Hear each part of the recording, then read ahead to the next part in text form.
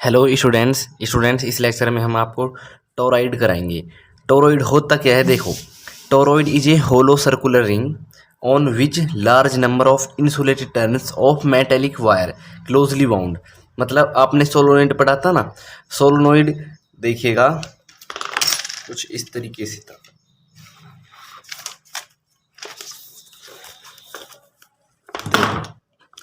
आपने ये पढ़ा था यहाँ पर सोलोनॉइड।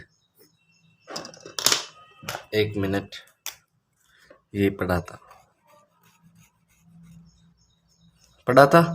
लेकिन इसे कुछ इस तरीके से नहीं, वायर तो वो सेम ही रहेगा लेकिन इसे कुछ इस तरीके से करेंगे कि मतलब ये ऐसे ना होकर इसे कुछ ऐसे कर देंगे, सर्कुलर शेप में आवा देंगे इसको, ऐसे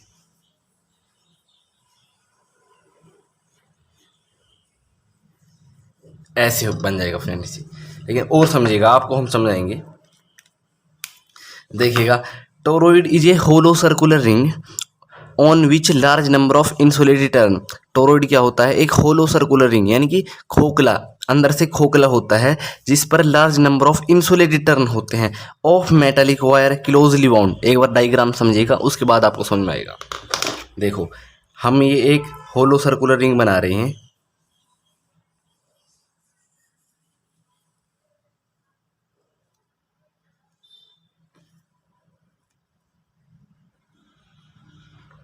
बताओ गाइस, आपको समझ में आएगा। ये हमने होलो सर्कुलर रिंग बना ली, होलो सर्कुलर रिंग बना ली गाइस।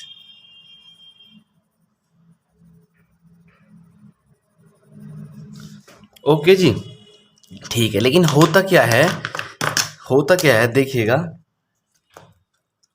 इस पे मतलब ऐसे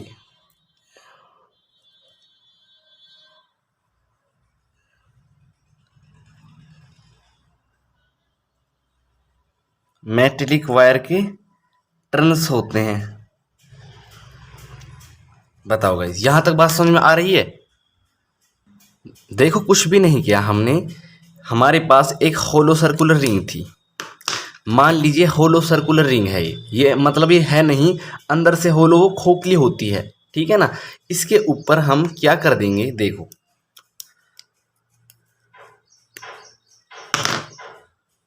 देखो ये, इसके ऊपर हम इसे इस तरीके से लिपेट देंगे, ऐसे करके लिपेट देंगे। लेकिन अब बात को समझेगा, rings on large number of, और घनी मात्रा में, ज़्यादा संख्या में इसके ऊपर टर्न्स कर देंगे। किसके? Insulated turns. लेकिन यहाँ पर देखो, इंसुलेटेड भी आ गया और मेटेलिक वायर भी आ गया। मतलब इसका क्या है, देखो, इंसुलेटेड तो बात हो रही है इस ऊपर के, इस हिस्से की ऊपर से वो इंसुलेटेड होना चाहिए, जैसे कि इसके ऊपर ये ग्रिप हुई है, लेकिन अंदर से ये मेटेलिक है। इसी तरीके के वायर को हम इससे वाउंडेड करते हैं। बात समझ में आ रही होगी आपको? ठीक है, आज अब इसे घर पर भी ट्राई कर सकते हैं। एक होलो सर्कुलर रिंग लेना, उसके ऊपर इंसुलेटेड टर्न्स होने, लेकिन वो मेटेलिक होना चाहिए अंदर से। ओके जी, अब देखो जी फ्रेंड्स, मैं आपको डायग्राम ही समझाने की कोशिश करता हूँ 100%। यहाँ से देखो, करंट जा रहा है आई, और यहाँ से करंट आ रहा है आई। इतनी सी बात आपको समझ में आ रही होगी। अब आपने पढ़ा था, सोलेनोइड पढ़ा था, उसे ऐसे, सोलेनोइड में ऐसे पढ़ा था आपने। यहाँ पर मैग्नेटिक फील्ड थी, ऊपर भी थी नीचे भी थी, नॉर्थ से साउथ की ओर। लेकिन उसमें क्या था, उसमें जो हमारी ऊपर वाली और नीचे वाली थी, आउटसाइड और इनसाइड मैग्नेटिक फील्ड, उन्हें हम अप्रोक्सीमेटली जीरो मान के चलते थे। क्योंकि होती तो है मैग्नेटिक फील्ड, मैं मान रहा हूँ आपकी बात को, ऊपर नीचे होती तो है, लेकिन वो इसके कंपेयर में बहुत कम होती हैं। अप्रोक्सीमेटली जीरो मान के चलती है हमारी फिजिक्स इसमें। ओके जी, इसी तरीके से ये भी तो सोलेनोइड की तरह है और राउंडेड है, मैग्नेटिक फील्ड भी है। ऐसे ही ऊपर की ओर आउटसाइड और इनसाइड मैग्नेटिक फील्ड जीरो रहेगा। हमें सिर्फ इसकी निकालनी है, यानी कि होलो सर्कुलर रिंग के अंदर क्या होगी, इसके अंदर, यानी कि देखिएगा कुछ इस तरीके से था, ये इस तरीके से है, तो मतलब इसके अंदर क्या होगी, इसके अंदर मैग्नेटिक फील्ड क्या होगी, वो निकालनी गाइस। ठीक है जी, तो देखिएगा, net magnetic field due to close loop की वजह से जो मैग्नेटिक फील्ड आती है उसका फॉर्मूला क्या होता है बताओ जी। देखो सबसे पहले मैग्नेटिक फील्ड, ओके जी, और एक ये लाइन इंटीग्रल है, हम स्मॉल के लिए निकालते हैं, स्मॉल के लिए निकालते हैं ना, इस पोर्शन पे जैसे डीएल मानते हैं उसको निकालते हैं, फिर उसके बाद इंटीग्रेशन करने के बाद पूरे की लेंथ निकाल लेते हैं, ये बात आपको पता है। उसके लिए क्या लेते हैं, डीएल लेते हैं और यह इंटीग्रल करते हैं, लेकिन ये क्लोज है, क्लोज को शो करने के लिए हम क्लोज इंटीग्रल लगाते हैं, ओके जी। अब यहाँ सॉल्व करेंगे, डॉट है तो कॉस आ जाएगा, बताओ जी, डीएल कॉस थीटा, ओके जी। अब देखो, अब मैं यहाँ पर इंटीग्रेशन कर रहा हूँ, यहाँ पर थीटा क्या है बताओ जी, यहाँ पर थीटा बताओ। देखो थीटा किसके बीच में है, डीएल और किसके बीच में, मैग्नेटिक फील्ड के बीच में। हमारे हम एक रिंग ले रहे हैं, एक रिंग से ही जो हमारा एक रिंग पर रहेगा थीटा वही हमारी सभी रिंग के पास थीटा रहेगा। देखो मैग्नेटिक फील्ड किस तरीके से जा रही है, मैग्नेटिक फील्ड इस तरीके से जा रही है, क्योंकि ये मैग्नेटिक फील्ड ही है, ये ऐसे मैग्नेटिक फील्ड इस तरीके से जा रहे हैं, मतलब जैसे आपको सोलोनॉइड में बताया था ना मैंने, वही कंडीशन यहाँ पर है। और डीएल भी किस तरीके से जा रहा है, डीएल भी इस तरीके से जा रहा है, जैसे ये पार्ट मान लिया मैंने डीएल। अब डीएल की डायरेक्शन किस तरफ रहेगी, अब देखो टेंजेंट डाल दी मैंने ये, तो सी ऊपर की ओर रहेगी फ्रेंड्स, बताओ जी, है ना। और इसी तरीके से मैग्नेटिक फील्ड की डायरेक्शन भी रहेगी, दोनों एक ही डायरेक्शन में है, बताओ एक ही डायरेक्शन में रहते हैं तो थीटा क्या होता है, 0 डिग्री होगा, बताओ जी, थीटा 0 डिग्री। आपको ये समझ में आ गया है ना, मैं आपको एक बार और बता रहा हूँ। देखो हमारे पास मान लीजिए यहाँ से करंट ऐसे गया, ऐसे ऐसे, ओके जी, यहाँ से ऐसे ऐसे ऐसे सब में चला गया, हम एक रिंग उठा ली इसमें से, तो देखो इसमें से मैग्नेटिक फील्ड है इसमें, है ना, जैसे इसमें थी मैग्नेटिक फील्ड, हमें अंदर की नहीं ना, अंदर से ही थीटा बताना है, वो उसमें ऐसे है परपेंडिकुलर है मैग्नेटिक, बाहर की तो ऐसे हैं कुछ करो, लेकिन अंदर की पर एकदम स्ट्रेट है, तो थीटा का भी तो डायरेक्शन जो हमारा सॉरी डीएल था उसका भी तो डायरेक्शन हमारा स्ट्रेट ही होगा, है कि नहीं, उसका भी तो देखो एकदम ऐसे होगा, ऐसे ऐसे ऐसे होगा ना, ऐसे और ऐसे हमारा मैग्नेटिक फील्ड है, ऐसे और ऐसे, तो यानी डायरेक्शन में एक ही है, उसके एक ही डायरेक्शन है, तो थीटा 0 होगा। अब बात समझ में आ गई आपको, कॉस 0 डिग्री, बताओ गाइस यहाँ तक कोई दिक्कत है या नहीं है, चलें आगे, ठीक है जी।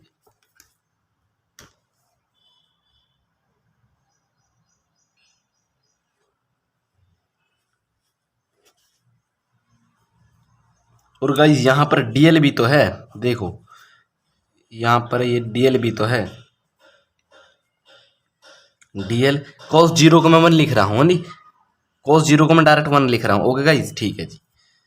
देखिएगा अब डीएल यानी कि इंटीग्रेशन किसका करना है, लेंथ ऑफ सर्कल की लेंथ यानी circumference of the circle 2 pi r B 2 pi r, okay guys,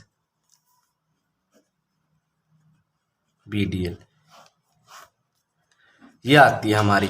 लेकिन अब देखना है यहाँ पर, देखो हमें जो हम ये सेंटर है यहाँ से यहाँ तक की रेडियस है वो R1 है, जिसके पास मैग्नेटिक फील्ड है ही नहीं, और यहाँ से यहाँ तक R2 है जिसके पास मैग्नेटिक फील्ड है, और वो ही निकाल लिया हमें।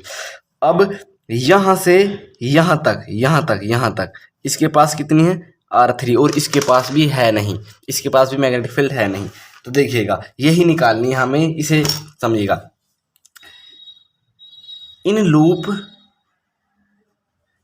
1 मान रहा हूं मैं जिसके पास R1 रेडियस है, in loop 1 where radius is R1, जहां पर रेडियस R1 है, जहां पर रेडियस R1 है गाइस, ओके जी। देखो R1 है, लेकिन यहां पर मैग्नेटिक फील्ड क्या है, there is no magnetic field, यहां पर कोई मैग्नेटिक फील्ड है ही नहीं, बताओ गाइस, बात समझ में आ रही है आपकी, यानी कि यहाँ इस वाली R1 के लिए मैग्नेटिक फील्ड मैं B1 मान रहा हूँ, B1 इज इक्वल टू 0। बताओ जी, तो यानी कि phi B1 DL is equal to 0 आएगा, क्योंकि वहाँ पर तो कोई मैग्नेटिक फील्ड है ही नहीं। यहाँ पर उसकी रेडियस लेकर क्या करें, जब मैग्नेटिक फील्ड ही 0 है तो सभी 0 हो जाएगा। ठीक है जी, लूप 1 के लिए था ये। अब लूप हम थर्ड के लिए ले रहे हैं। In loop third where radius is R3 there is no magnetic field, there is also no magnetic field, there is no magnetic field. यहाँ पर भी कोई मैग्नेटिक फील्ड नहीं है। बताओ जी, तो ये इस तरीके से क्या होगा, यानी कि B3 के पास भी 0 है, close integral B3 DL is equal to 0 degree. Okay जी, अब लास्ट एंड फाइनल है इन लूप 2, और उसी के पास हमारी क्या है, मैग्नेटिक फील्ड है। Where radius is R2 there is magnetic field, there is magnetic field. यहाँ पर मैग्नेटिक फील्ड है, there is magnetic field.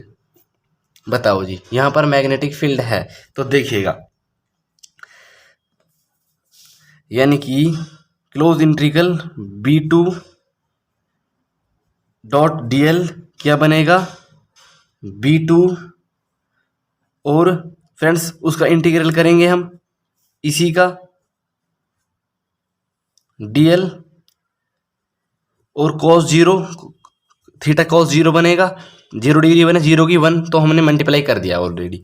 Okay ji, B2 यहाँ पर इसका DL, इसकी लेंथ 2πr होगी इंटीग्रल करके, लेकिन इसकी R क्या थी, इसकी R क्या थी, R2 थी। ओके जी, बताओ, ये इतनी सी बात आपको समझ में आ गई हो तो बताओ, आगे बढ़े। और यह इक्वेशन 1 मान रहे हैं। अब यूजिंग कर रहे हैं Ampere circuital law, using Ampere circuital law, Ampere circuital law को यूज कर रहे हैं गाइस। क्या होती है, देखो, हमारा close integral B2 dot DL mu naught times total current threading, यानी टोटल करंट जो फ्लो हो रहा है, total current flowing through toroid,